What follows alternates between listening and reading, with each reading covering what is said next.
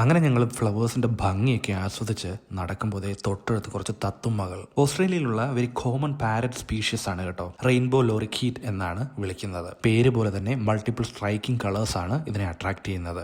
ഞങ്ങൾ അതിന്റെ തൊട്ടടുത്താണ് നിൽക്കുന്നത്, പക്ഷെ അത് മൈൻഡ് ചെയ്യുന്നേയില്ല.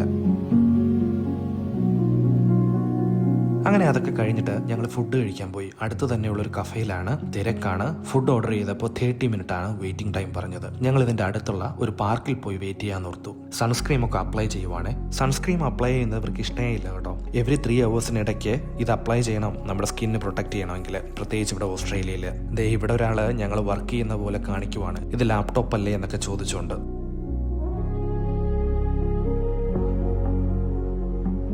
ഒരു 20 മിനിറ്റ്സ് കഴിഞ്ഞപ്പോൾ ഞങ്ങൾക്ക് ഫുഡൊക്കെ കിട്ടി.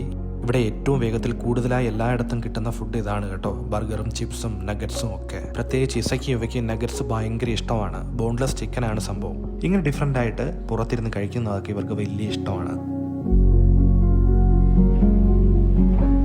ഇത് കഴിഞ്ഞ് ഞങ്ങൾ തൊട്ടടുത്തുള്ള ഒരു പിക്നിക് സ്പോട്ടിലോട്ട് പോയി. ഗ്രീൻ ലോണൊക്കെയുള്ള യൂക്കാലി മരങ്ങളും ലേക്കും ഒക്കെ ഉള്ളൊരു സ്ഥലം. ഒരുപാട് ഫാമിലീസ് വന്ന് ടൈം സ്പെൻഡ് ചെയ്യുന്നുണ്ട് അവരുടെ കുഞ്ഞുങ്ങളുമായിട്ട്. കുറച്ചു നേരം ഈ ലേക്കിന്റെ ഫ്രണ്ടിൽ ഇരുന്നിട്ട് റെസ്റ്റ് ഒക്കെ എടുത്ത് കുറച്ച് ഫോട്ടോസ് ഒക്കെ എടുത്ത് അടുത്ത പരിപാടി ഇവിടെ അടുത്തുള്ളൊരു സൂ വിസിറ്റ് ചെയ്യുകയാണ്.